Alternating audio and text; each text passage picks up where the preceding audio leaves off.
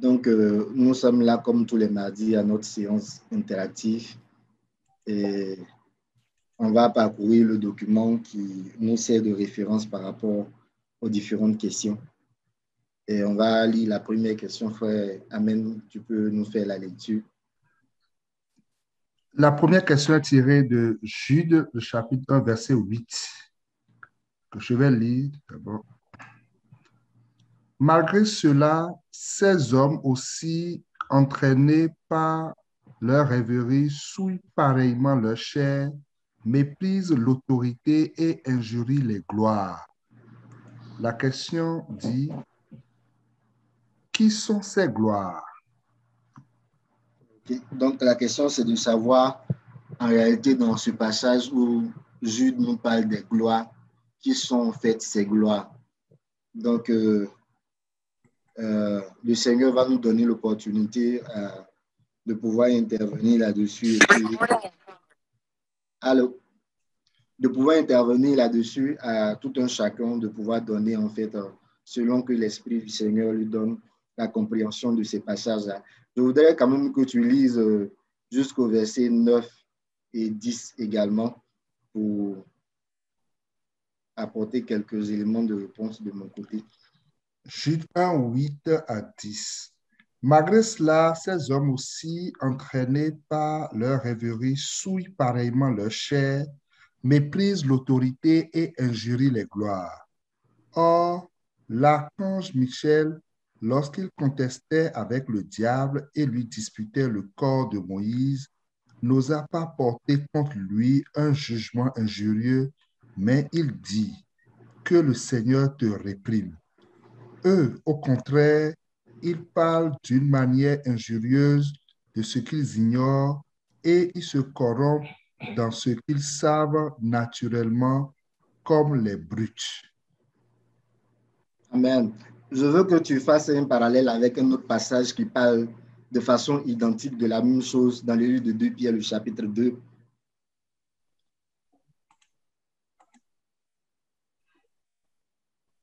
Tu peux nous lire à partir du verset 8. Car ce juste qui habitait au milieu d'eux tourmentait journellement son âme juste à cause de ce qu'il voyait et entendait de leurs œuvres criminelles. Le Seigneur s'est délivré de l'épreuve les hommes pieux et réservé les injustes pour être punis au jour du jugement, ceux surtout qui vont après la chair dans un désir d'impureté et qui méprisent l'autorité. Audacieux et arrogants, ils ne craignent pas d'injurier les gloires, tandis que les anges supérieurs en force et en puissance ne portent pas contre elles de jugement injurieux devant le Seigneur.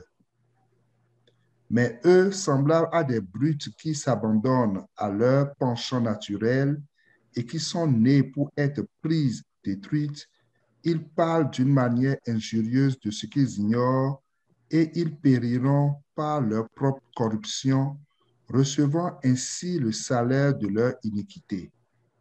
Amen. Amen. En fait, j'ai voulu qu'on lise ces deux passages parce que ils interviennent sur le même sujet de façon, je vais dire, un peu identique. Et à travers ces passages-là, je voulais faire revenir que ces gloires-là, en comparaison, la Bible dit que l'archange Michel, lorsque Moïse est mort, parce que le Seigneur a dit à Moïse de monter sur la montagne, et là, il allait prendre la vie de Moïse parce que c'était le temps pour lui de partir et qu'il n'avait pas rentré dans le pays de Canaan comme cela avait été prévu. Et Moïse est mort sur la montagne. Et lorsque Moïse est mort, la Bible dit ici, c'est dans le livre de Jude que la révélation est faite parce que même dans le livre d'Exode, ce n'est pas écrit expressément comment est-ce que Moïse est mort et qu'est-ce qui s'est passé avec son corps. Donc, la Bible dit que l'archange Michel, en luttant avec le diable, n'a pas osé utiliser une injure contre le diable. Mais il a dit simplement que le Seigneur le réprime. Il faut comprendre que par gloire, il y a plusieurs types de gloire.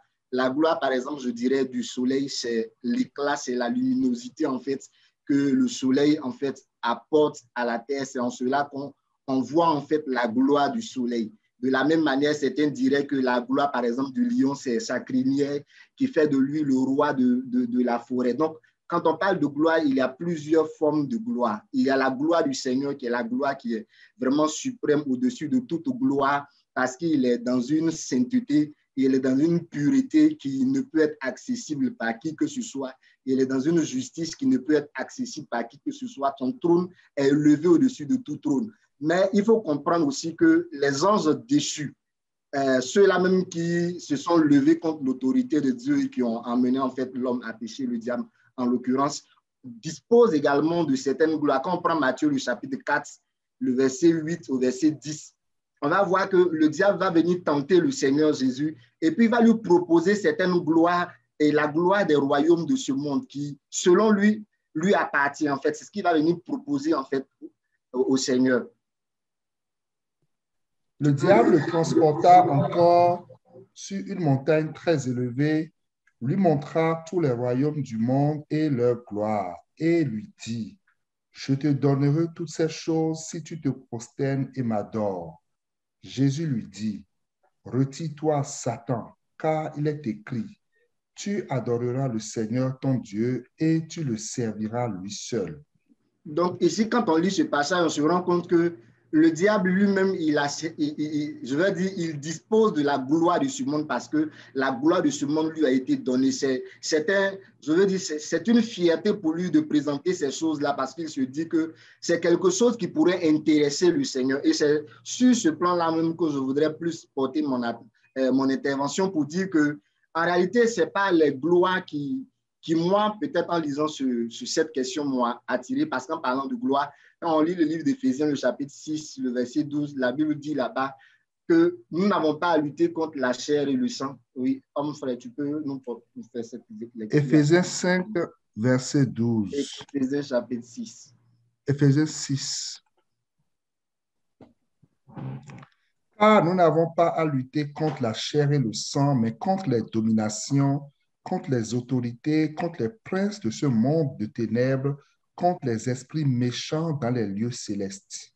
Et donc, quand on lit ce passage, on comprend que même le monde des ténèbres là, dans lequel l'ennemi règne et qu'il mène ses activités-là, chacun a un poste bien spécifique et qui lui donne une certaine autorité, qui lui donne une certaine puissance. La Bible dit, nous avons à lutter contre les autorités, contre les dominations, les autorités, les princes des ténèbres et les esprits, c'est ça, hein, contre les princes de ce monde des ténèbres et les esprits du mal dans les lieux célestes. Donc, c'est pour dire que ces éléments-là disposent d'une certaine autorité, d'une certaine puissance qu'en tant qu'enfant de Dieu, on ne devrait vraiment pas négliger. Pas que je sois en train de dire qu'on doit les craindre, on doit les considérer tels qu'ils sont. Parce que quand on lit Ésaïe, le chapitre 14, le verset 11 au verset 14 là-bas, il est écrit également au sujet de l'ennemi qu'il était un astre brillant, un fils de l'aurore. Ésaïe 14, verset. À partir du verset 11. Ta magnificence est descendue dans le séjour des morts avec le son de tes luttes. Sous toi est une couche de verre et les vers sont ta couverture. Te voilà tombé du ciel, astre brillant, fils de l'aurore. Tu es abattu à terre, toi le vainqueur des nations. Donc, vas-y, continue. Verset 13. Tu disais en ton cœur, je monterai au ciel, j'élèverai mon trône au-dessus des étoiles de Dieu, je m'assirai sur la montagne de l'assemblée à l'extrémité du septentrion. Je monterai sur le sommet des nues, je serai semblable au Très-Haut. Mais tu as été précipité dans le séjour des morts, dans les profondeurs de la fosse. Ceux qui te voient fixent sur toi leur regard, ils te considèrent attentivement. Est-ce là cet homme qui fait trembler la terre, qui ébranlait les royaumes, qui réduisait le monde en désert, qui ravageait les villes et ne relâchait point ses prisonniers? Amen. Donc, c'est pour dire que il y avait une certaine autorité que l'ennemi avait auprès de Dieu lorsqu'il était avec lui. Et donc, la Bible dit d'ailleurs même que Satan se déguise souvent en ange de lumière. C'est pour dire que la puissance de l'ennemi n'est pas en fait à négliger. Mais quand la Bible nous dit que nous ne devons pas injurier les gloires, c'est sur ce point-là que je veux plus intervenir. c'est pour nous amener à comprendre qu'on ne combat pas le diable avec les armes du diable, en fait. Parce que cela rejoint un peu l'histoire des personnes qui lisent le livre de Romains, le chapitre 8, et qui confondent cela, en fait, dans leur manière de marcher avec le Seigneur. Quand la Bible dit qu'il n'y a plus de condamnation pour ceux qui sont en Christ Jésus, tu peux prendre Romains, le chapitre 8, à partir du verset 1.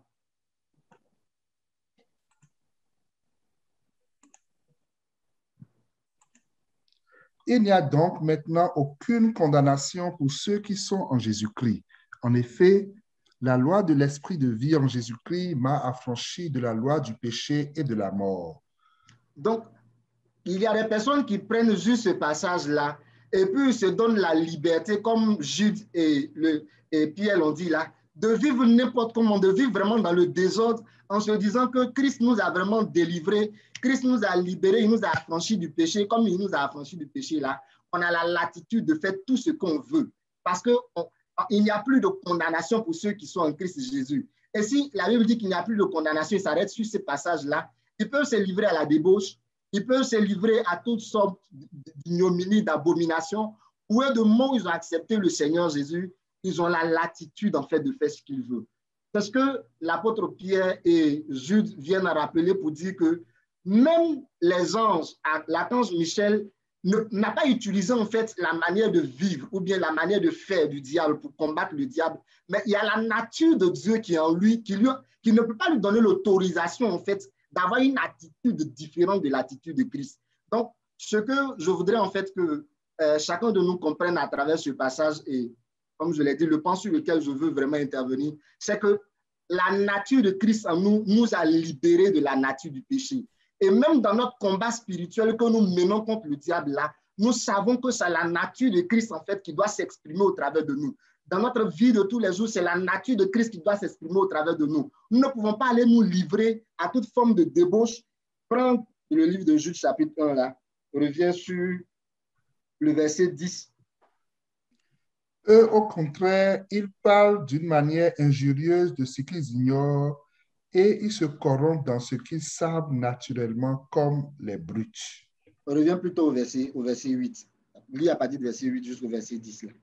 Malgré cela, ces hommes aussi, entraînés par leur rêverie, souillent pareillement leur chair, méprisent l'autorité et injurient les gloires.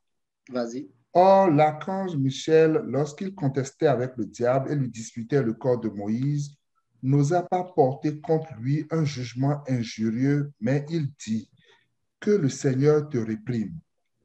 Eux, au contraire, ils parlent d'une manière injurieuse de ce qu'ils ignorent et ils se corrompent dans ce qu'ils savent naturellement comme les brutes. Continue jusqu'au verset 13 là. Malheur à eux, car ils ont suivi la voie de Caïn. Ils se sont jetés pour un salaire dans l'égarement de Balaam. Ils se sont perdus par la révolte de Corée. Ce sont des écueils dans vos agares, faisant impudemment bonne chair, se repoussant eux-mêmes. Ce sont des nuées sans eau, poussées par les vents, des arbres d'automne sans fruits, d'œufs morts déracinés, des vagues furieuses de la mer, rejetant l'écume de leur impureté, des astres errants auxquels l'obscurité des ténèbres est réservée pour l'éternité. Donc, quand on lit ce passage-là, vraiment, on se rend compte que le rappel de ce passage concernant, en fait, les gloires, là, c'est pour dire qu'il y a des personnes qui donnent l'impression, comme Timothée aussi le déclare là, qui ont l'apparence de la piété, mais qui rejettent, en fait, ce qui en fait la force. Que nous ne soyons pas de ce genre de personnes-là. Que nous soyons ces personnes vraiment qui marchent dans la sainteté, qui ont connu véritablement le message de l'Évangile comme Christ nous l'a annoncé, et qui ont l'Esprit de Dieu en eux pour vivre dans une vie de sainteté et de pureté. C'est vraiment l'élément que moi je voulais apporter comme objet d'élément de réponse par rapport à cette question-là.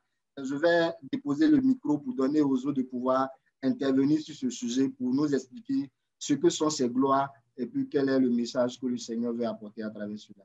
Que le Seigneur nous bénisse. Amen. Que le nom du Seigneur soit béni. Amen.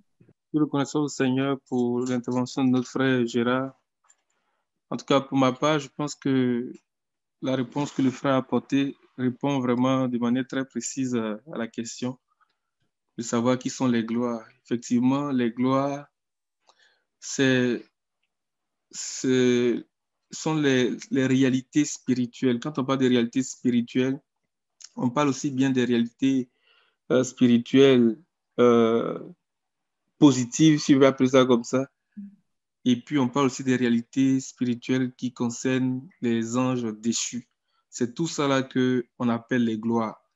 Et Jude, en parlant de ça, c'est effectivement pour attirer notre attention sur le fait qu'il faut qu'on soit conscient de ces réalités-là, de manière à ce que nous ne nous exposions pas nous-mêmes.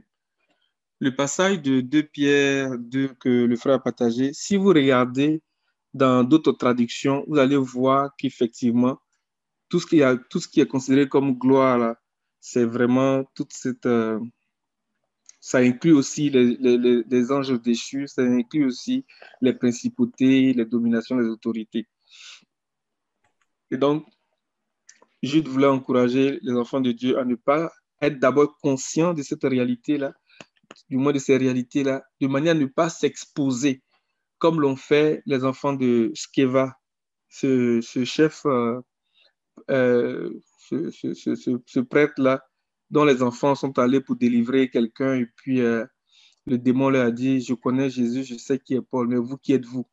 Et puis, on pourrait lire ça. Mais avant, on va regarder quelques traductions dans 2 Pierre 2, précisément du verset 10 ou verset 8 ou verset 10 là.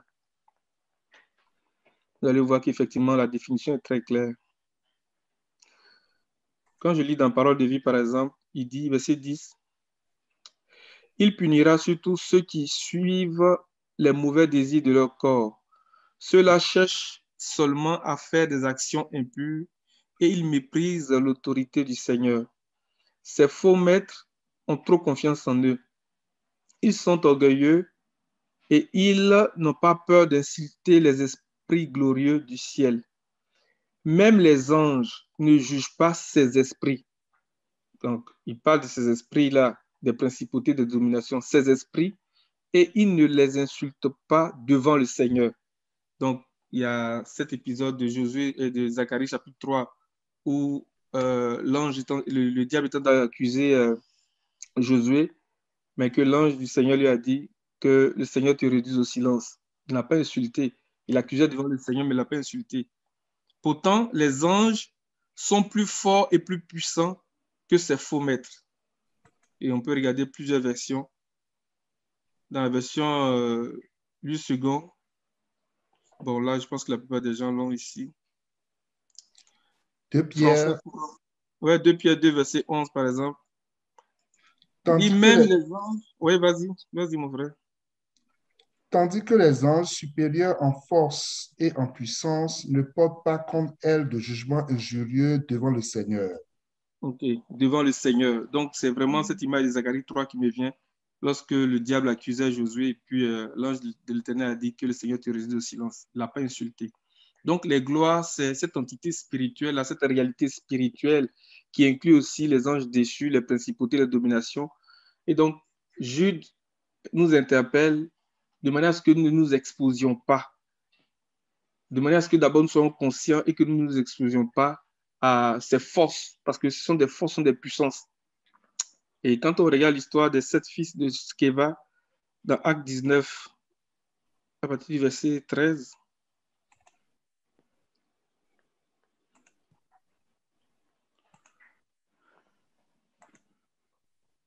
ça c'est l'une des conséquences qui pourrait arriver lorsqu'on s'expose à ces choses. Mais nous bénissons le nom du Seigneur parce que nous sommes à couvert du sang de Jésus. Nous avons la protection du Seigneur. Et le Seigneur nous garde, il nous protège contre ces puissances maléfiques-là. Et même nous donne l'autorité par le Saint-Esprit d'avoir la victoire sur ces principautés-là. Quelques exorcistes juifs ambulants essayaient de prononcer le nom du Seigneur Jésus sur eux qui avaient des esprits mauvais. Ils disaient, nous vous conjurons par le Jésus que Paul prêche. Ceux qui faisaient cela étaient 7 fils de Sheva, un juif chef des prêtres. L'esprit mauvais leur répondit, je connais Jésus et je sais qui est Paul, mais vous, qui êtes-vous? Alors l'homme qui avait l'esprit mauvais en lui se jeta sur eux, les maîtrisa tous et les maltraita de telle sorte qu'ils s'enfuirent de cette maison nus et blessés. Cela fut, cela fut connu de tous les habitants d'Éphèse, juifs et non-juifs. La crainte s'empara de tous et on célébrait la grandeur du nom du Seigneur Jésus. Amen. Donc, voici une conséquence de ce qui pourrait arriver lorsqu'on n'est pas conscient et qu'on va jusqu'à même s'exposer en méprisant les gloires ou bien en les insultant. Voici des choses qui peuvent nous arriver. Mais nous bénissons le nom du Seigneur parce que le sang de Jésus est tout puissant pour nous garder, pour nous délivrer des puissances maléfiques. Amen. Maintenant, au-delà de la question, je crois que cet épître-là est vraiment un très bon livre, un excellent livre pour comprendre un peu l'apostasie. Si nous voulons méditer sur ce sujet de l'apostasie-là, l'épître de Jude est un excellent livre parce que ce n'est pas long, mais il dit beaucoup de choses très puissantes qui nous permettent de comprendre le mystère de l'apostasie, le mystère de l'iniquité.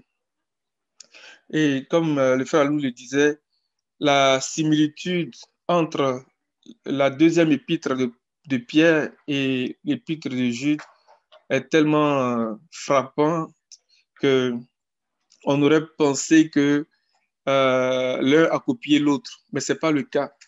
Et l'esprit dans lequel les deux ont écrit leurs livres, leurs épîtres, s'inscrit aussi dans le même esprit que l'apôtre Paul, lorsque, avant de quitter Éphèse, il a appelé les anciens de l'Église pour leur donner des conseils en leur disant, je sais qu'après mon départ, on peut lire ça dans Acte 20, c'est dans le même esprit.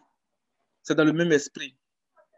Et un autre élément une autre remarque qu'on peut faire quand on regarde l'épître de Jude, on voit que Jude va aller chercher des images assez fortes de l'Ancien Testament pour commencer à parler de cette réalité de l'apostasie. C'est vraiment des éléments de l'Ancien Testament et qui décrit un peu, mais qui retrace un peu le parcours d'Israël depuis la sortie de l'Égypte dans le désert et puis ce qui s'est passé. Amen. On va regarder Éphésiens, Acte 20.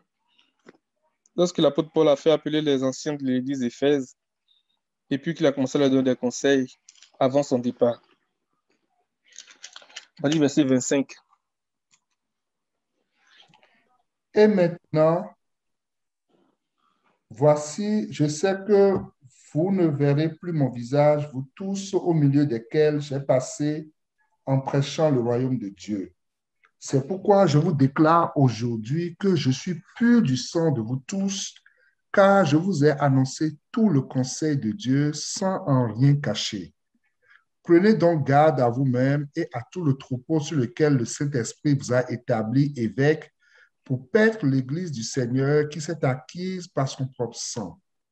Je sais qu'il s'introduira parmi vous après mon départ des loups cruels qui n'épargneront pas le troupeau et qu'il s'élèvera du milieu de vous des hommes qui enseigneront des choses pernicieuses pour entraîner les disciples après eux. Veillez donc, vous souvenant que durant 3 années, je n'ai cessé nuit et jour d'exhorter avec l'âme chacun de vous. Et maintenant, je vous recommande à Dieu et à sa parole et à la parole de sa grâce, à celui qui peut édifier et donner l'héritage avec tous les sanctifiés. Je n'ai désiré ni l'argent, ni l'or, ni les vêtements de personne.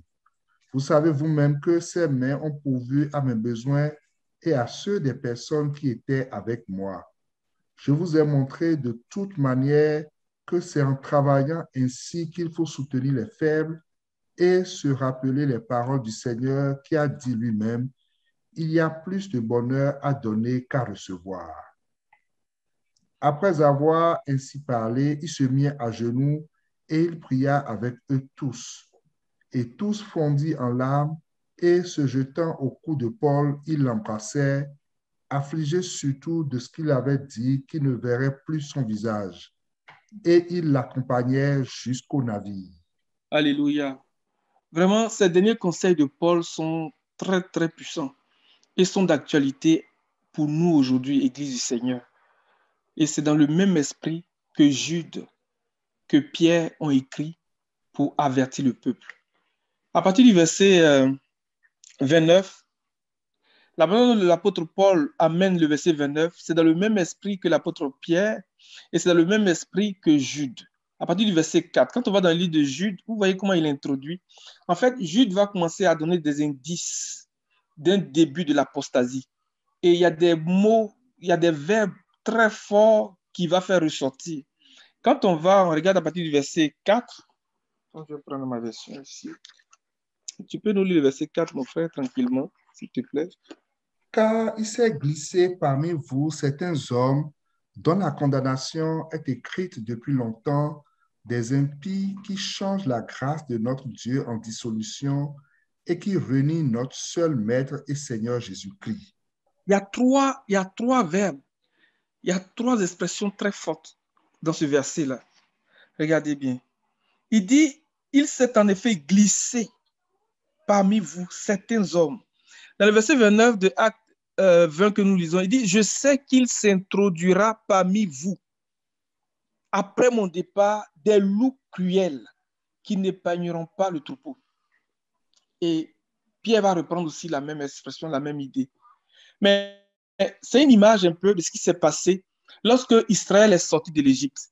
Dans Exode chapitre 12, à partir du verset 37, la Bible dit que lorsque Israël est sorti, il y a eu un ramassis de gens qui est sorti avec Israël, qui s'est joint à Israël dans ce mouvement, dans ce départ-là.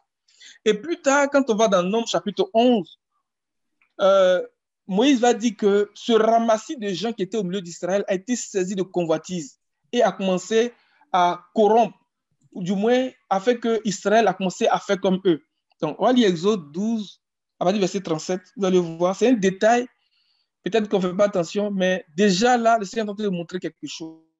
C'est cette image-là que Jude va chercher. Il s'est glissé parmi vous. Il s'est glissé parmi nous. Certains hommes dont la condamnation est écrite depuis longtemps.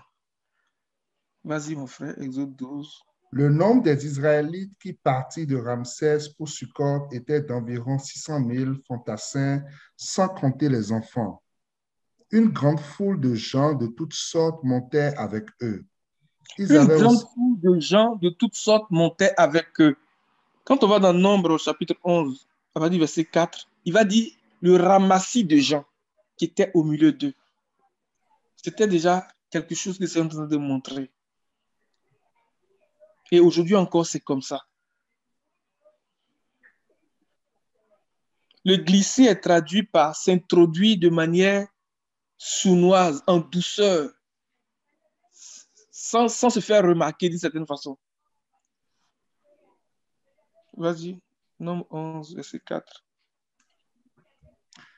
Le ramassis de gens qui se trouvaient au milieu d'Israël éprouva des désirs. Les Israélites eux-mêmes recommençaient à pleurer et dire, « Qui nous donnera de la viande à manger?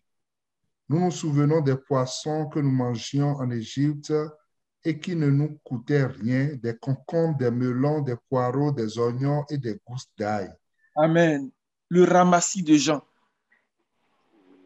Je sais qu'il s'introduira parmi vous après mon départ des loups cruels qui n'épargneront pas le troupeau. Et Pierre va dire, ce sont des faux prophètes. Dans 2 Pierre 2, à partir du verset 1, il reprend la même idée et puis il dit, ce sont des faux prophètes. Ça, c'est le premier verbe, bien le premier mot, bien la première expression que Jude fait ressortir. Tu peux chercher le verset de 2 Pierre 2, verset 1.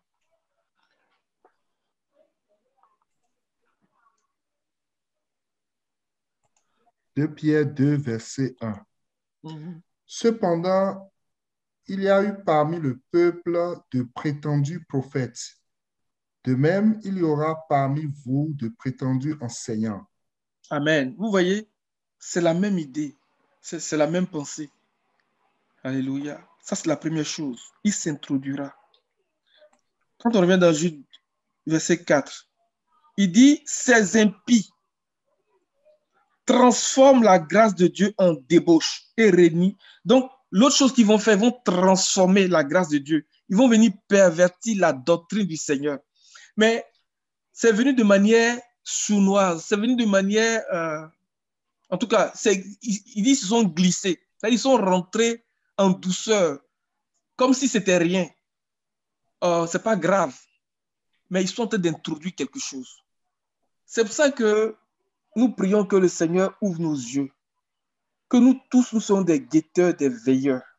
Amen. Parce que c'est comme ça qu'ils s'introduisent doucement et puis commencent à mener des doctrines qui ne sont pas de Dieu, de manière sournoise, mais ce sont des doctrines de démons. Donc, ils vont transformer la parole de Dieu, ils vont tordre les Écritures, ils vont commencer à falsifier avec un peu de vrai et du faux. Et lorsqu'on n'est pas affermi, on dit, oh, c'est pas grave, mais c'est vrai, le temps change, c'est correct. Mais il y a quelque chose qu'ils sont en train de faire. C'est le commencement de l'apostasie. Et ils vont plus loin. Il dit qu'ils vont renier Dieu, le seul maître. Donc, ils vont abandonner le Seigneur, ils vont amener les gens même à ne plus croire au Seigneur. Vous voyez comment ça vient? Ils s'introduisent, ils transforment et ils renient. Alléluia. Quand on continue, à partir du verset 5 dans Jude. Je veux vous rappeler. Ce qui a été dit là, à partir du verset 3, il va commencer à expliquer un peu plus à partir du verset 5. Donc, il va évoquer le souvenir d'Israël à sa sortie de l'Égypte. Vas-y. Je veux vous rappeler à vous qui savez fort bien toutes ces choses, que le Seigneur, après avoir sauvé le peuple et l'avoir tiré du pays d'Égypte, fit ensuite périr les incrédules, qu'il a réservés pour le jugement du grand jour, enchaînés éternellement par les ténèbres, les anges qui n'ont pas gardé leur dignité, mais qui ont abandonné leur propre demeure. Amen. Le verset 6, là, il est en train de parler de Genèse chapitre 6. Dans ma version, il dit, quant aux anges qui n'ont pas conservé leur rang, mais qui ont abandonné leur demeure propre, il les a enchaînés éternellement dans les ténèbres pour le jugement du grand jour. Genèse chapitre 6 nous dit que, on peut le lire, parce que Jude est en train de parler à des gens qui connaissent la loi. Il est en train de parler à des gens qui connaissent l'histoire d'Israël. Il n'est pas en train de parler à des gens qui ne connaissent rien de la parole du Seigneur. Donc, c'est à travers ces images-là, à travers ces choses-là, qu'il va aller les chercher, il va aller les accrocher pour ouvrir leurs yeux, pour éveiller leur esprit sur les réalités dans l'Église. Genèse chapitre 6. À partir du verset 1. Oui. Lorsque les hommes eurent commencé à se multiplier sur la face de la terre et que des filles leur furent nées, les fils de Dieu virent que les filles des hommes étaient belles et ils en prirent pour femmes parmi toutes celles qu'ils choisirent. Alors l'Éternel dit, « Mon esprit ne restera pas à toujours dans l'homme, car l'homme n'est que chair. » Amen. Amen. Les fils de Dieu ici, ce sont les anges qui ont abandonné leur position. Ce sont les anges déchus. Ce ne sont pas les êtres humains comme vous et moi, c'était des anges. Et c'est ce que Job 38, je crois le verset 7 dit que au début, les fils de Dieu éclataient en chant d'allégresse. C'était des anges. Mais la Bible dit qu'ils ont quitté leur position et ils sont venus pour corrompre la race humaine. Et de ces unions-là, de ces relations-là, sont nés des géants, les célèbres héros de l'Antiquité. Et ça a fait qu'il y avait beaucoup de violence sur la terre. C'est de ça que Jude est en train de parler. Mais nous pouvons faire le parallèle. Lorsque le Seigneur parle à l'église de Sardes, il dit que ceux qui vont garder, parce que notre dignité, là, c'est notre justice. Notre position, c'est notre justice. Il dit que ceux qui ne vont pas garder leurs vêtements blancs, ceux qui ne vont pas garder leurs vêtements intacts, leur justice intacte, ils ne pourront pas marcher avec lui parce qu'ils ne seront pas dignes. Donc, notre dignité, c'est notre justice. Notre dignité, c'est notre intégrité, c'est notre position dans le ciel. Alléluia. Que le Seigneur nous amène à ne pas quitter notre position, à ne pas quitter notre justice, à garder nos vêtements toujours blancs. Amen. Il ne faudrait pas que nous soyons attirés par la convoitise, par les désirs de la chair, au point de quitter cette position. C'est la position des étoiles. C'est la position des citoyens du ciel. Amen. On va aller dans Jude.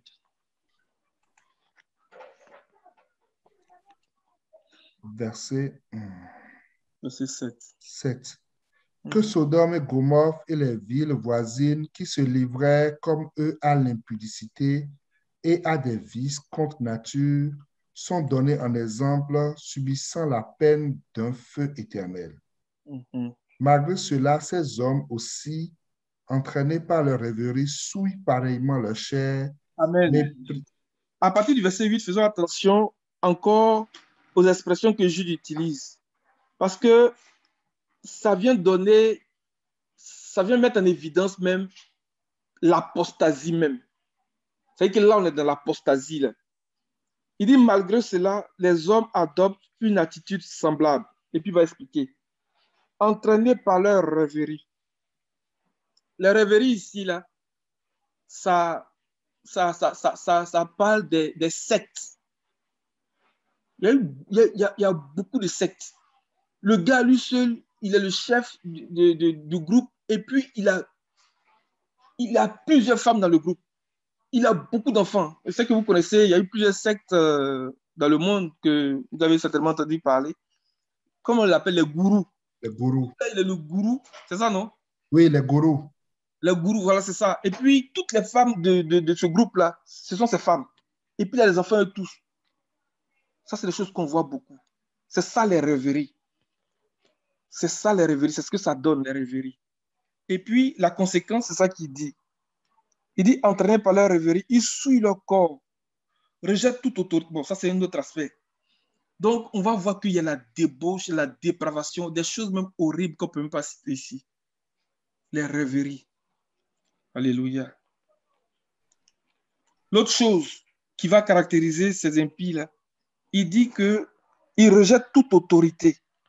Donc, le rejet de l'autorité, c'est des choses que nous voyons constamment dans les assemblées.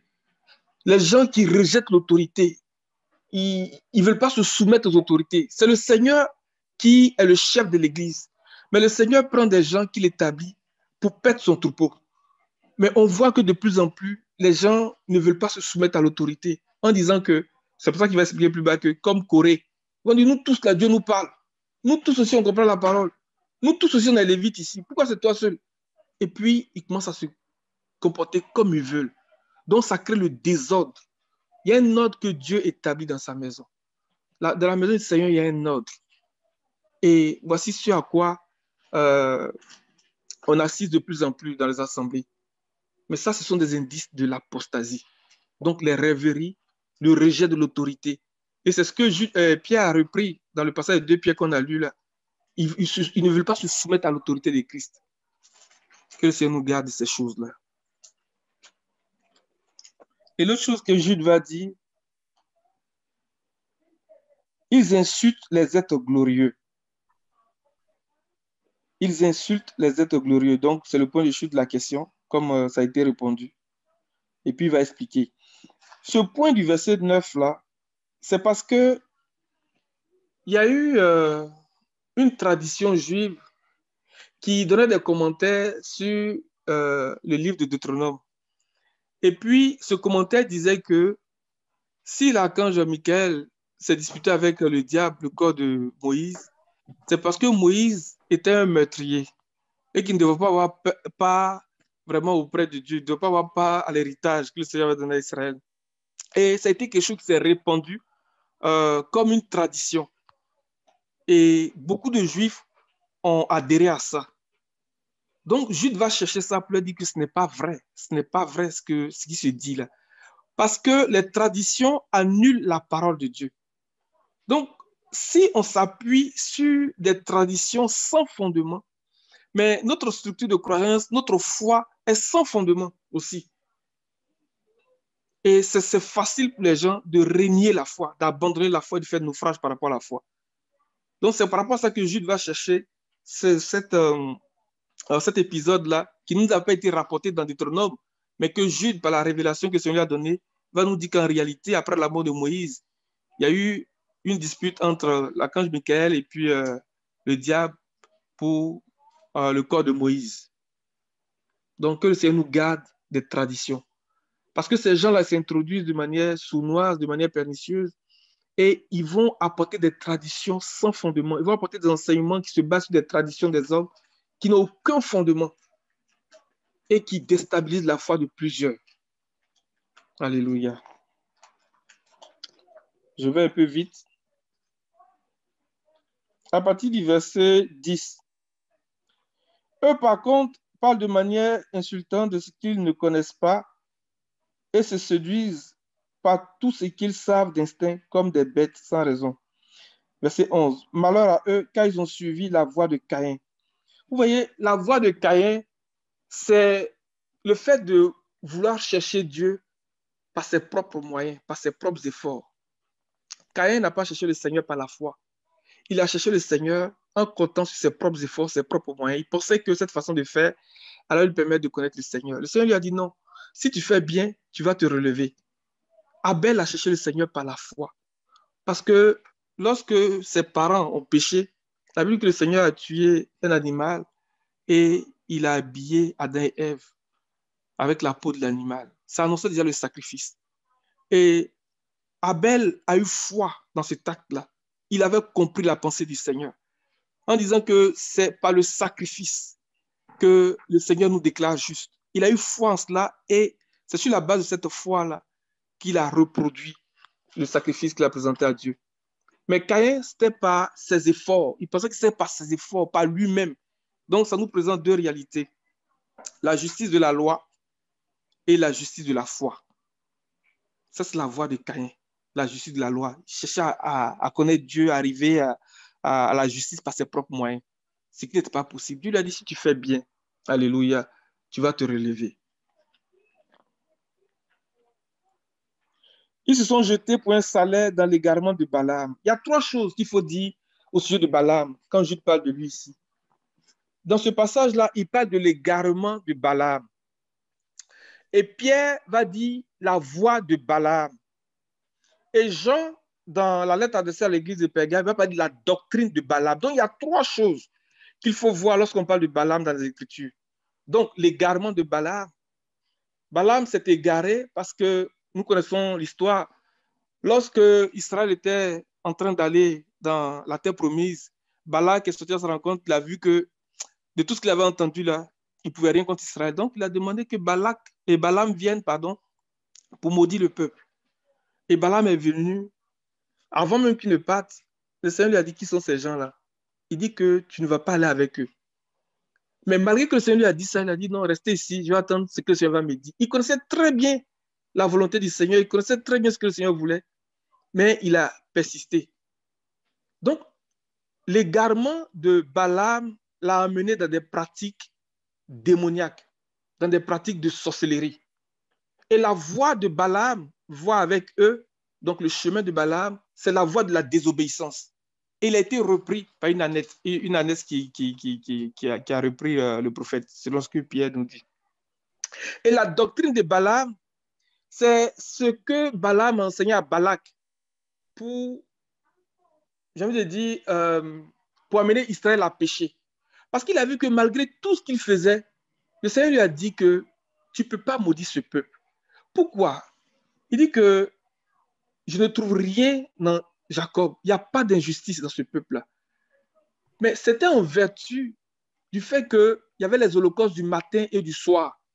Et ce peuple-là était au bénéfice, était à couvert du sang de Jésus. À travers les sacrifices du matin et du soir, le peuple était couvert. Il ne pouvait rien. Donc les pratiques magiques, les pratiques de sorcellerie, de tout ce qu'il pouvait faire, ne pouvaient pas atteindre ce peuple. Et donc Balaam va dire à Balak, voici ce qu'il faut faire. Organisez une fête et que vos filles invitent, vos enfants invitent le peuple d'Israël à venir faire la fête avec vous. C'est comme ça que vous les aurez. Et nous voyons la conséquence. Il y a eu 23 000 qui sont tombés en un seul jour. C'est ça la doctrine de Balaam. Et lorsque l'apôtre Jean, bien le Seigneur parle à Jean d'écrire à l'église de Pergame, Pégame qui veut dire pour le mariage. Donc, le mariage pour dire que le mélange de ce qui est sacré, de ce qui est saint, avec ce qui est profane, c'est la doctrine de Balaam. Et l'apostasie, c'est ça. Il y a un mélange entre ce qui est sacré, ce qui est consacré au Seigneur, et ce qui est profane, ce qui est souillé. Ça, c'est la doctrine de Balaam. Donc, il y a 3 choses. L'égarement de Balaam, la voix de Balaam, voix avec eux, et puis la doctrine de Balaam. Que le Seigneur nous aide. Amen. Et la révolte, ils sont perdus dans la révolte de Corée. La révolte de Corée, dans Genèse chapitre 10, quand on parle de Nimrod, là, Nimrod, ça veut dire révoltons-nous. Donc, c'est l'esprit de Babylone déjà. C'est l'esprit de la confusion, c'est l'esprit de l'erreur, c'est l'esprit de l'égarement. C'est très fort, cet esprit de la révolte-là. Depuis Nimrod, qui signifie révoltons-nous. Comment toi, ton nom s'appelle révoltons-nous? Et quand on est au chapitre 11 et Genèse chapitre 10, on voit qu'est-ce qu'ils ont fait. Il dit, allons, construisons une tour. Donc déjà dans son nom, on voit la révolte qui s'est traduite par le fait de se lever contre Dieu, de se lever en opposition contre Dieu. Et ça, ce sont des indices, ce sont des indicateurs de l'apostasie. Donc, des gens qui veulent arriver, qui veulent parvenir à la justice par leurs efforts, qui pensent que c'est par leurs efforts qu'ils vont être approuvés de Dieu, ou bien des gens qui vont, comme Balaam, s'engager dans la voie de la désobéissance, qui vont s'égarer dans les pratiques de sorcellerie, des pratiques de divination, parce que Balaam, Pierre nous dit que c'était un prophète, et qui vont enseigner des doctrines pour mélanger ce qui est saint de ce qui est profane, de ce qui est impur. Que le Seigneur nous garde de ces choses. Il y a des gens qui vont se révolter. Et nous voyons beaucoup de révoltes dans les assemblées. Des gens qui refusent de se soumettre à l'autorité du Seigneur dans l'Église, qui refusent de se soumettre aux anciens, aux pasteurs, et qui se révoltent, qui se rebellent. Que le Seigneur nous garde de ces choses-là. Ce sont des indices de l'apostasie. Donc, je voulais m'arrêter là pour dire que ce livre de Jude là est très puissant si nous voulons regarder le sujet de l'apostasie. Et que le Seigneur nous bénisse. Amen. Amen. Amen. Merci, frère Jean-Philippe, pour ton intervention. Y a-t-il d'autres interventions sur le sujet? Dépose le micro. Amen. Amen. Je ne sais pas s'il y a des questions. Sinon, je vais donner peut-être quelques éléments pour aller dans le même sens que les frères. Que le Seigneur bénisse sa parole. Comme les frères l'ont mentionné, je vais compléter peut-être quelques idées pour donner un autre angle aussi. Lorsqu'on va dans 2 Pierre 10, là, le verset 10, on peut faire la lecture au verset 11. 2 Pierre 2, verset 10. Au verset 11. C'est le cas notamment de ceux qui, dans un désir d'impureté, courent après les plaisirs de la chair et méprisent toute autorité. Présomptueux et arrogants, ils ne craignent pas d'insulter les êtres glorieux, alors que les anges, pourtant supérieurs en force et en puissance, ne portent pas de jugement insultant contre eux devant le Seigneur. Amen. Dans Jude aussi qu'on a lu, dans ce qui va venir me chercher là, c'est le bout du verset 10 où on dit qu'il méprise toute autorité et injure les gloires. Dans d'autres versions, on va dire il méprise la seigneurie et injure les gloires. Si on va au verset 10, on dit il parle d'une manière injurieuse de ce qu'ils ignorent et se corrompent dans ce qu'ils savent naturellement comme les brutes, donc comme les bêtes. Et donc, comme les frères l'ont si bien dit, il y a vraiment un parallèle à faire. On a comme l'impression, comme disait le frère Jean-Philippe, que Jude s'est inspiré des propos de Pierre, puisque même quand il parlait au début, il dit, ne vous souvenez-vous pas des paroles des apôtres du Seigneur, et puis il commence à expliquer comme si c'était inspiré ou bien comme s'il s'inspirait de ce que les apôtres avaient commencé à dire. Dans les êtres que Dieu a créés, les anges et les hommes appartiennent à un règne auquel Dieu a donné de la gloire, mais une gloire qui est le reflet de la gloire de Dieu lui-même. Et donc, quand on regarde à partir de l'homme, je vais dire la création de l'homme, il y a une autre création qui est supérieure à la création de l'homme. Donc, on a la création des anges, donc des anges esprits. Et après, on n'a pas de création, mais on a le règne divin, c'est-à-dire là où Dieu est.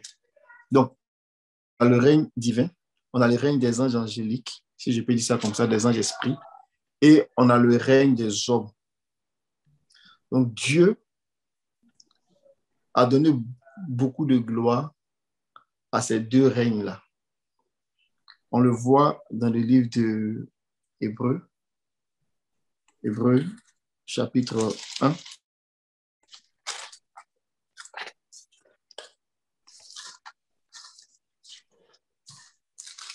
On peut lire à partir du verset 1 à 4 ou 5. Là.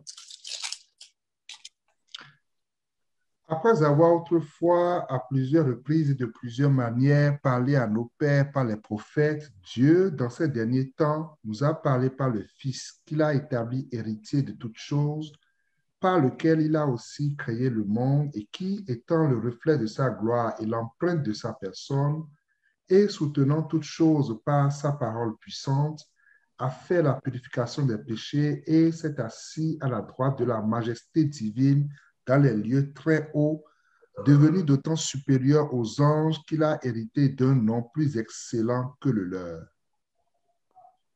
Verset 5. Car auquel des anges Dieu a-t-il jamais dit, tu es mon fils, je t'ai engendré aujourd'hui, et encore, je serai pour lui un père et il sera pour moi un fils. Amen. Et puis, si on a l'occasion, vous pouvez lire un peu plus bas pour expliquer un peu le contraste. Mais brièvement, le point que je vais amener ici, c'est que au règne humain, Dieu a donné honneur et gloire. Au règne des anges aussi, Dieu a donné honneur et gloire. Et la gloire, les anges sont supérieurs en gloire, aux hommes. Je pense qu'on l'a vu dans 2 Pierre. Je vais peut-être retrouver le passage 2 Pierre.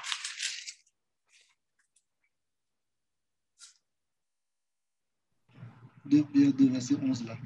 Le verset 11, vous voyez bien le verset 11 là, le bout du verset 11 au début. Alors que les anges, pourtant supérieurs en force et en puissance, ne portent Amen. pas de jugement insultant contre eux devant le Seigneur. Amen. C'est ça. Ils sont supérieurs en force et en puissance. Un seul ange là, il est capable de faire beaucoup de dégâts dans plusieurs nations à la fois. Les anges sont vraiment puissants. Les anges sont très puissants parce qu'ils ont été créés quelque part à l'image de Dieu. L'homme a été créé aussi à l'image de Dieu, aussi selon sa ressemblance. Donc, dans la création humaine, il y a beaucoup de ressemblances vis-à-vis de Dieu. Dans la création angélique, il y a beaucoup de ressemblances vis-à-vis de Dieu. Au point même que quand on présente le Seigneur et puis on parle des anges, comme s'il était comparable à eux. Puis dans certaines manifestations du Seigneur, il a pris, on va dire, un corps angélique. Il était présenté même comme des fois un ange, on parle de l'ange de l'Éternel, dans son opération d'exécuter l'œuvre de la rédemption. Le point que je vais amener, c'est que du point de vue de la création, les esprits angéliques ont vraiment un reflet de gloire. Il faut qu'on garde ça à l'esprit. Amen. Et même, quand bien même une partie de ces anges esprits, on va dire, a chuté, il n'en demeure pas moins qu'ils sont présentés comme des esprits célestes. Et dans leur force de frappe vis-à-vis de l'homme naturel là, reste encore très élevée. C'est la raison pour laquelle ils ont un pouvoir destructeur. Et dans cette manifestation-là, ici, que ce soit dans Pierre comme dans Jude, c'est comme si on regarde ça d'un point de vue de rapport dans le niveau de création, que même dans ces rapports de création-là, il y a comme genre, ce respect-là qui est toujours là, malgré même la déchéance de leur état. Mais le point que les Écritures mettent en évidence, c'est que il dit que même les anges, quand ils sont en train de lutter, ou bien quand ils sont en guerre, ou bien quand ils sont en confrontation avec l'adversaire, ils combattent toujours même avec justice. C'est-à-dire qu'ils ne disent pas les choses n'importe comment. Les gloires que ces esprits, je peux dire, ont là, ils respectent d'une certaine manière ces gloires que ces choses-là ont, parce qu'il y a comme des lois dans le céleste. Mais là où ça devient intéressant, et puis ça fait le lien avec l'esprit d'apostasie, je dirais même plus loin, l'esprit de l'antéchrist, donc l'esprit de la rébellion dont parlait le frère Jean-Philippe, c'est que c'est un esprit qui, lui, en réalité, pousse les gens justement à injurier les gloires, pousse les gens à défier l'autorité du Seigneur. Et on dit, mais si même là, quand même là, même les gens qui font les faux trucs, on peut même les défier là. Les défier même devient un problème. C'est-à-dire que le diable, qui est un adversaire du Seigneur, mais dans le rapport entre le diable et puis les anges du Seigneur, si je peux dire ça comme ça, il y a comme une sorte de respect de gloire. À plus forte raison, ces gens-là qui se réclament de Dieu et qui s'opposent même à la seigneurie du Seigneur. Donc, on voit ici là que l'esprit qui les anime, c'est vraiment un esprit de rébellion. C'est vraiment un esprit qui ne respecte pas les choses sacrées. Donc, partant de là, en lisant ces deux chapitres-là, avec tous les développements que les frères ont fait, ces gens qui sont animés de cet esprit qui injure les gloires-là, ils sont marqués par une certaine façon de faire, notamment par la défiance, par la mise en cause du fait que le Seigneur est la tête.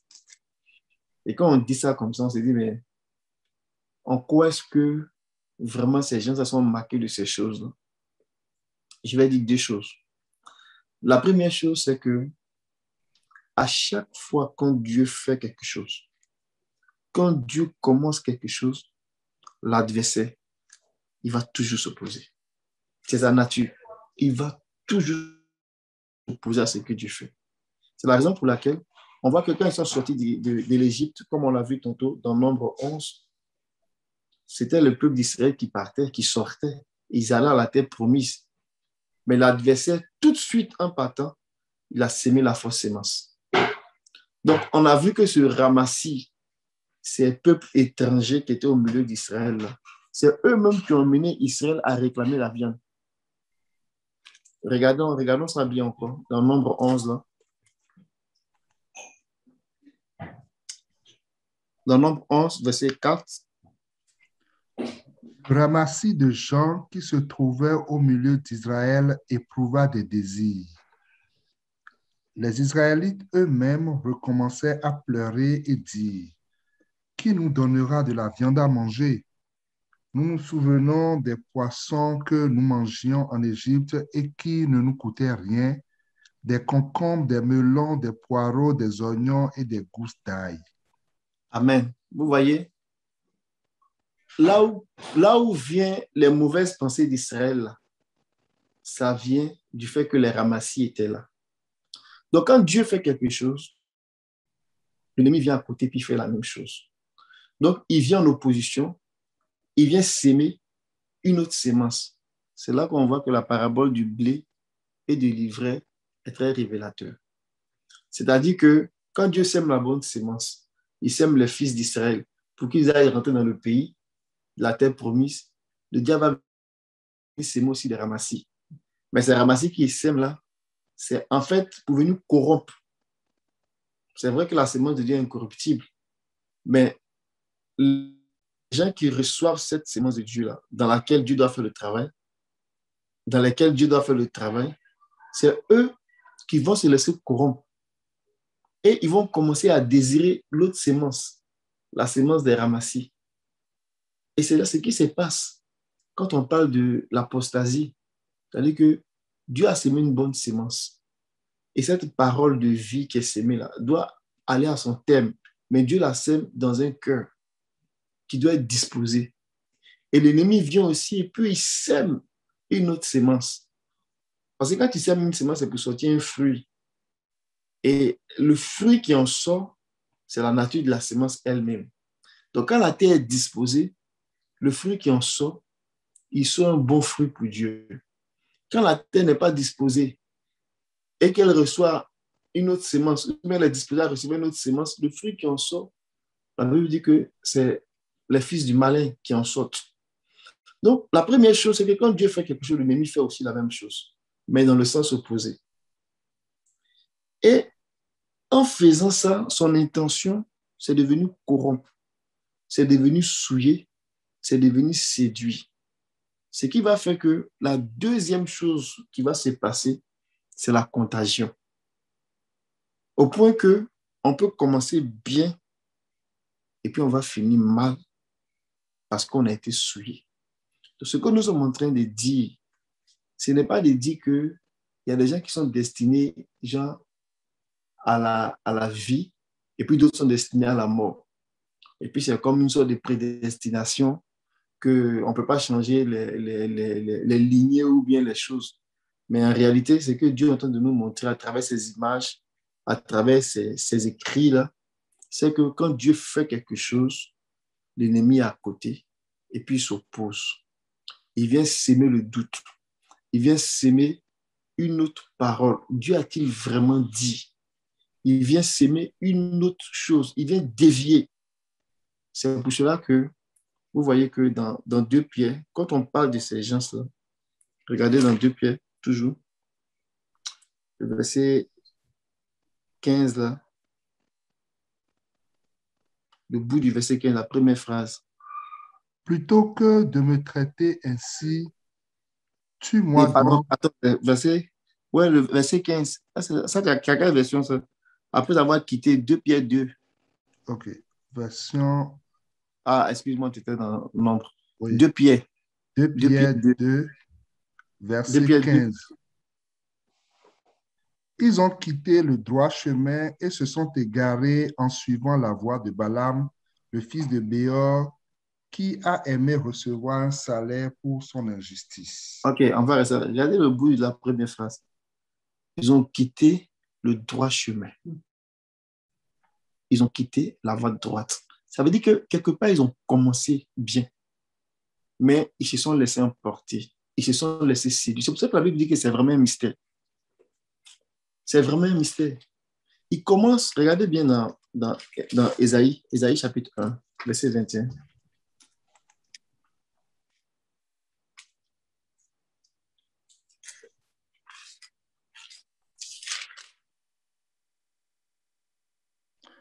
Quoi donc? La cité fidèle est devenue une prostituée. Elle était remplie d'équité. La justice y habitait et maintenant, il y a des assassins. Comment cela peut être possible?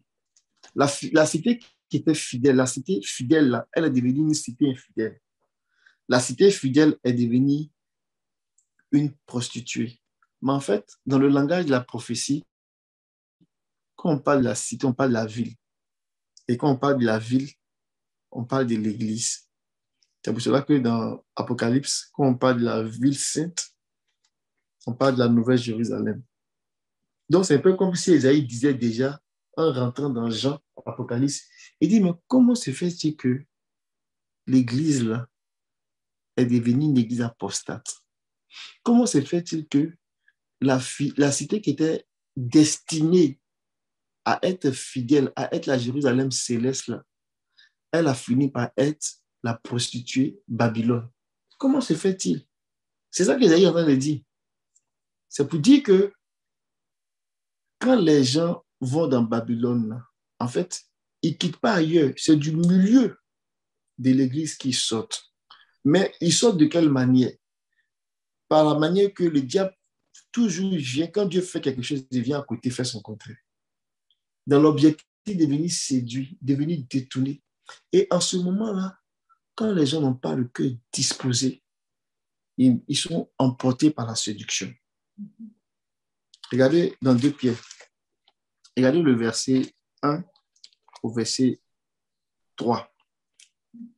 2 Pierre chapitre 2, verset 1 au verset 3. Cependant, il y a eu parmi le peuple de prétendus prophètes.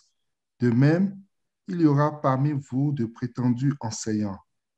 Ils introduiront sournoisement des doctrines qui conduisent à la perdition, allant jusqu'à renier le maître qui les a rachetés, et ils attireront ainsi sur eux une ruine soudaine. Amen. Amen. Attends, vous voyez, non? C'est cet esprit-là, c'est de ça qu'on parle. L'esprit de rébellion, l'esprit d'antéchrist, là. Ça veut dire que c'est l'esprit qui refuse que Christ règne sur nous. C'est l'esprit qui refuse d'admettre que Christ est la tête. Donc, eux-mêmes, là, ils vont se proclamer tête. Et ils vont vouloir régner sur leurs frères. Ils vont vouloir régner. Parce que c'est ça qui les anime. Et cet esprit-là, il vient avec, veut pas, là, sa propre doctrine pour justifier ce qu'il est en train de faire. Donc, de même qu'il y a eu des faux prophètes, il y aura des faux docteurs.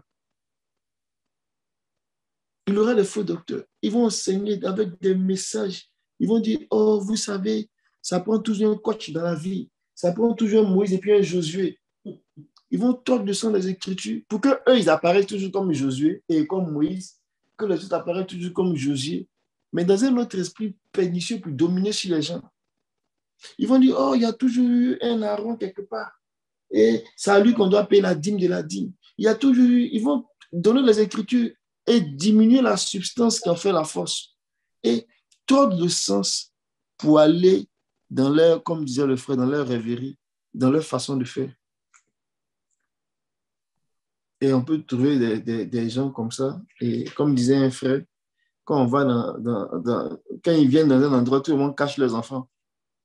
Parce qu'ils vont faire des dégâts. Que Dieu nous préserve.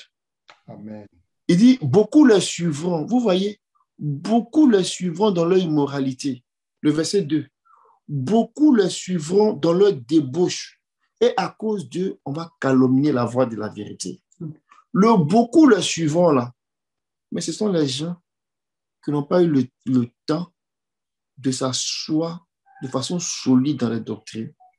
Et ils sont emportés par ces gens-là.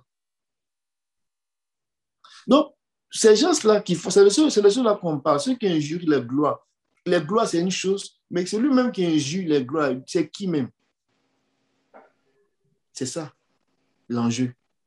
Qu'est-ce qui est en lui? Qu'est-ce qui l'anime pour qu'il arrive à injurer les gloires? Il vient d'où? Parce qu'il est animé d'un esprit d'antéchrist. Voilà un dernier bout. Il y a beaucoup à dire sur ces choses-là. Je pense qu'il y a une saison qui s'ouvre. Le Seigneur fait que beaucoup de frères vont parler de Babylone. Donc, soyez avisés dans les jours qui viennent. Amen. Il y a beaucoup de choses qui seront dites à ce sujet-là. La tempête va sonner d'une façon très forte. Et ma prière, c'est qu'elles sonne de façon distincte pour qu'on puisse se préparer au combat. Amen. Regardons l'Apocalypse chapitre 13. Cet esprit qui injure là, c'est vraiment un esprit de rébellion, c'est vraiment un esprit de résistance. Apocalypse chapitre 13, quand on lit le verset 4 au verset 6, on va encore voir une illustration. Et ils adoraient le dragon parce qu'ils avaient donné l'autorité à la bête. Ils adoraient la bête en disant, qui est semblable à la bête et qui peut combattre contre elle? Et il lui fit donner une bouche qui proférait des paroles arrogantes et des blasphèmes, et il lui fit donner le pouvoir d'agir pendant 42 mois. Et elle ouvrit sa bouche pour proférer des blasphèmes contre Dieu, pour blasphémer son nom et son tabernacle et ceux qui habitent dans le ciel. Amen. Ici, voici une illustration de la bête qui sort de la mer, qui a reçu le pouvoir, qui a reçu le siège, on va dire le trône, qui a reçu la puissance et du serpent ancien, du dragon, et qui lui a été donné aussi une bouche pour injurier la gloire, pour injurier le Seigneur, pour injurier l'Église, pour injurier les saints. C'est un esprit de défiance. Et quand on lit le chapitre 12, on voit que ce même esprit-là a été combattu, a été délogé du ciel. Mais il ne s'est pas laissé faire, quand bien même il a été précipité. On va dire ici, il s'est métamorphosé, mais il allait continuer son travail en agissant ou bien en utilisant la bête. Et quand on parle de la bête qui sort de la main, on parle du système des nations qui va s'élever pour s'opposer au Seigneur, mais en réalité pour s'opposer au royaume, au règne du Seigneur. Mais la Bible dit que c'est le Seigneur qui va prendre le dessus. Mais pourquoi le Seigneur prend le dessus là? On se rend compte que quand on lit les Écritures, ce n'est pas juste là, le Seigneur il est là, il s'élève et puis il prend le dessus, mais il y a toute une série d'actions qui se met en place pour que le Seigneur prenne le dessus. Et dans ces séries d'actions-là, c'est que le Seigneur a donné, comme on a commencé à le voir, le Seigneur a donné aux chandeliers, aux 7 étoiles, de jouer ce rôle-là. En fait, le Seigneur a donné à l'Église cette puissance-là pour pouvoir déloger, pour pouvoir détruire le mal, pour pouvoir détruire tout ce qui s'oppose au règne de Christ, tout ce qui s'élève comme défiance, qui veut empêcher que le Seigneur règne là. Le Seigneur a donné cette force à l'Église là, de les renverser pour que le règne soit possible. Et c'est dans cette logique-là que le ministère de la parole prophétique est donné, pour pouvoir donner des messages puissants, pour réveiller la conscience, donner la parole dans sa force, dans sa puissance, pour que les yeux s'ouvrent et qu'on se rende compte de ces impies-là qui sont au milieu de nous, de ces ramassis qui viennent créer tout désir, tout mauvais désir, pour empêcher Dieu d'accomplir son projet en nous, pour qu'on arrive à Canaan. Mais nous disons non. Et nous nous opposons avec la dernière énergie. Je vais dire dernier verset, mais donnez-moi ce dernier verset-là. Philippiens 3. C'est mon frère Memel qui m'enseigne ça. Amen. Philippiens 3, on va lire le verset. On parle de ces gens-là encore. Le verset 18 au verset 19. Car il en est plusieurs qui marchent en ennemis de la croix de Christ. Je vous en ai souvent parlé et j'en parle maintenant encore en pleurant. Leur fin sera la perdition, ils ont pour Dieu leur ventre, ils mettent leur gloire dans ce qui fait leur honte, ils ne pensent qu'aux choses de la terre. Mais notre cité à nous... Amen, on peut s'arrêter là. Amen. C'est de cela que l'apôtre Paul aussi parle. C'est le même esprit, l'esprit de défiance. Dans 1 Jean, on ne va pas le lire, dans 1 Jean 2, l'apôtre Jean dit que c'est du milieu de nous sont sortis. Ils sont sortis et ils s'opposent à l'avènement du Seigneur. Ils s'opposent au règne du Seigneur, ils s'opposent à Christ. C'est pour cela qu'on les appelle l'antéchrist. Donc, c'est tout un système que l'ennemi a mis. Il a savamment pensé à son plan. Il a mis en œuvre. Il commence par la sémence, comme dans la parabole du blé et des livrets. Là. Il met la sémence et puis vient par l'effet de contagion. Il va venir séduire une partie. Et puis les gens vont les suivre. Mais tous ceux qui ont quitté l'Égypte, là, et puis qu'Allah à Canaan, ils étaient animés d'une bonne intention. Ils voulaient aussi aller dans... Ils ont entendu la bonne nouvelle. Ah, le Seigneur nous a sauvés de la servitude. Nous tous, on va dans le nouveau pays, coule le lait, le miel. Ils étaient animés de bonne intention. Mais l'ennemi a fait, il y avait, comment on appelle ça, un groupe de ramassis.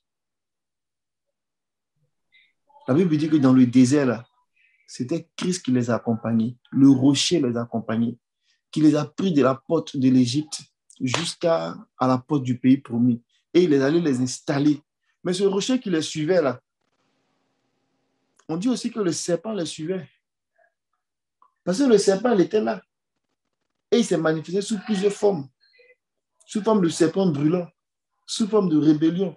Il était là avec eux depuis le début.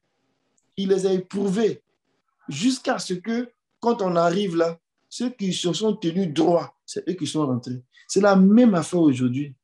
Le serpent est toujours là. Puisque c'est son nom, par nature, c'est l'adversaire. Or, que le Seigneur nous aide. Le voleur, il est là, il est venu pour voler, il est venu pour égorger.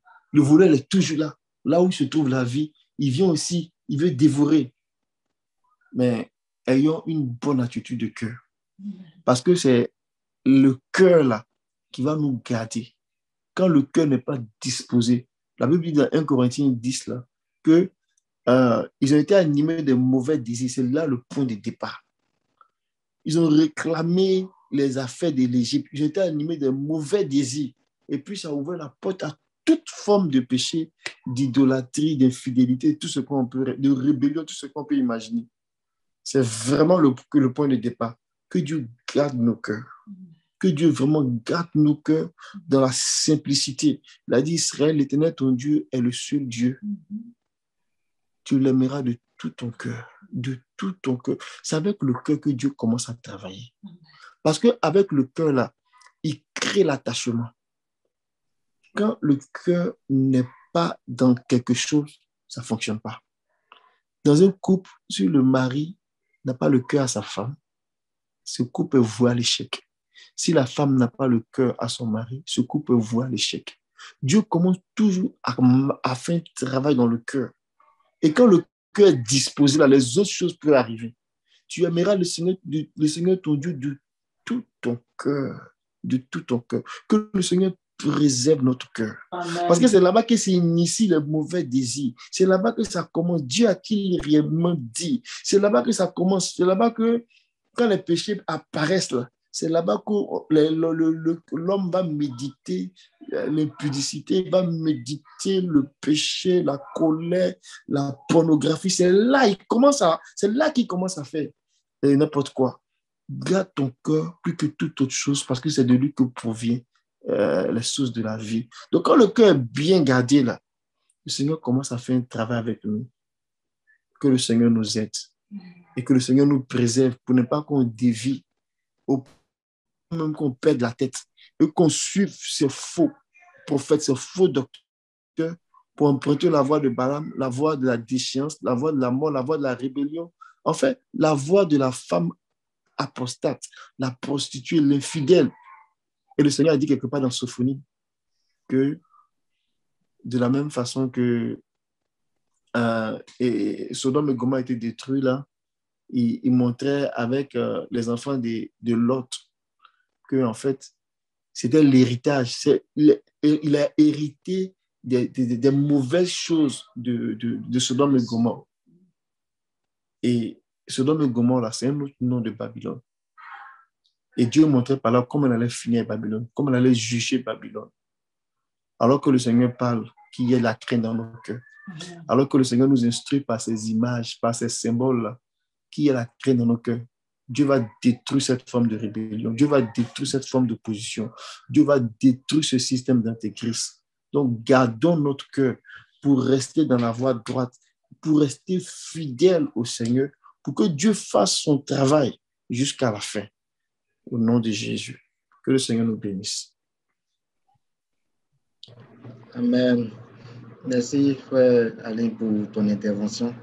Je pense que on va terminer là pour aujourd'hui, pour ce qui est des interventions sur le sujet en question. Et nous allons donc prier ensemble le Seigneur pour nous soumettre à la grâce de Dieu Demandons au Seigneur de nous donner, d'avoir de la sagesse non seulement, mais que son esprit éloigne de nous toute forme d'apostasie, que nos cœurs, que nos pensées, que tout notre être soit entier à lui, de sorte que quel que soit tout ce que l'ennemi pourrait vraiment présenter pour nous détourner du chemin de la droiture, de la vérité, que cela ne puisse jamais nous atteindre, mais que cela soit voué à l'échec, parce que le Seigneur nous couvre de son sang et qu'il est avec nous. Nous prions ensemble le Seigneur.